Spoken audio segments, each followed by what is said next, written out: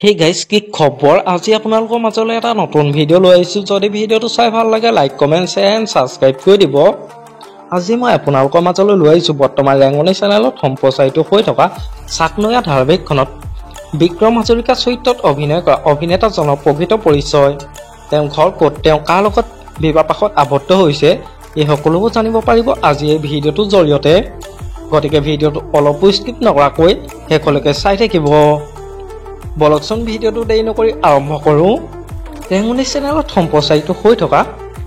চাকনৈয়া ধাৰাবাহিকখনত বিক্ৰম হাজৰিকা চৰিত্ৰত অভিনয় কৰা অভিনেতাজনৰ প্ৰকৃত নামটো হৈছে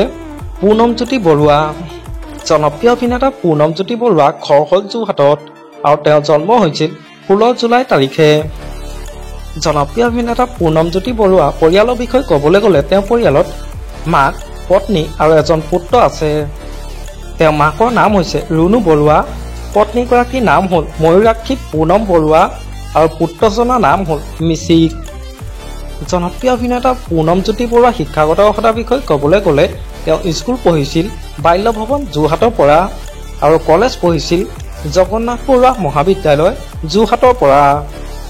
জনপ্ৰিয় অভিনেতা পুনমজ্যোতি বৰুৱাই অভিনয় কৰা প্ৰথমখন ধাৰাবাহিকৰ নাম হ'ল ঘৰ দূৰদৰ্শন আৰু তেওঁ বহুতো অসমীয়া চিৰিয়েলত অভিনয় কৰি দৰ্শকৰ মন জয় কৰিবলৈ সক্ষম হৈছে তাৰে ভিতৰত হ'ল ৰাজবোৱাৰী বৰষা যেতিয়া নামে জোনাকেৰা বাটে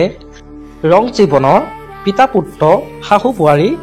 সপোনৰ আছতীয়া ৰং ময়ূৰপংখী আকাশী গংগা অম্ৰপালি আৰু বৰ্তমান ৰেংগনি চেনেলত সম্প্ৰচাৰিত হৈ থকা চাকনৈয়া ধাৰাবাহিকখনত বিক্ৰম হাজৰিকা চৰিত্ৰত অভিনয় কৰি আছে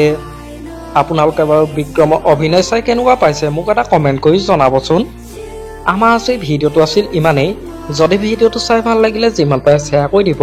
আৰু নতুনকৈ চেনেলটোত কোনোবা আহিছে যদি ছাবস্ক্ৰাইব কৰি ল'ব আজিলৈ বাই বাই তোমাৰ বাবে